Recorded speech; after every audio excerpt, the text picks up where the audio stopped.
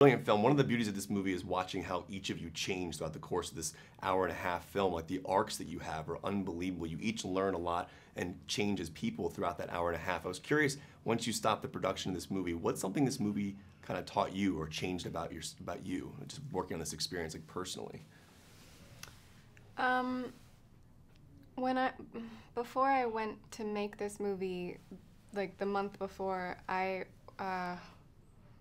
was in Colorado or something trying to get my shit together to go make this film, and I realized getting there that I was a very shut down, kind of cold, closed off person, just because I think in this industry specifically, you feel your work is so vulnerable, and then you feel so exposed, and it's very scary to try and figure out when to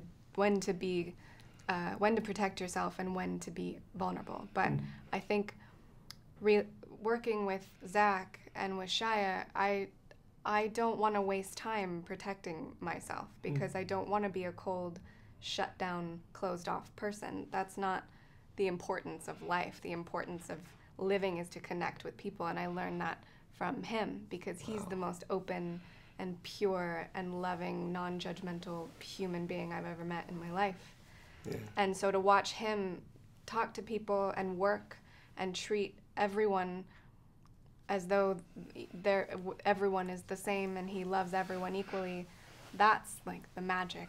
Yeah. That's the most magic I've ever seen. It is brilliant. I'm just curious, like, for you specifically, like there's so much emotional elements going on in this film. Like, I genuinely had tears in my eyes. I fell in love with this movie, which is like, you can say you love a movie, but you fall in love with a movie, it's like a different situation. Cool.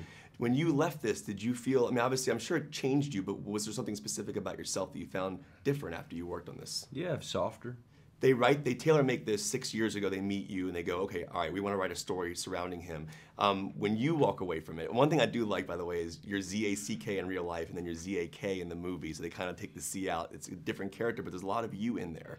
Did it change you particularly at all? Did you find yourself being different? I would say about long things about you know, my life. My life is feel like a lot of things there, and super my home. I would say for me, I just like being around with my friends and I didn't have been, you know, dating for a while, then I have been broke up for like so many years with them, and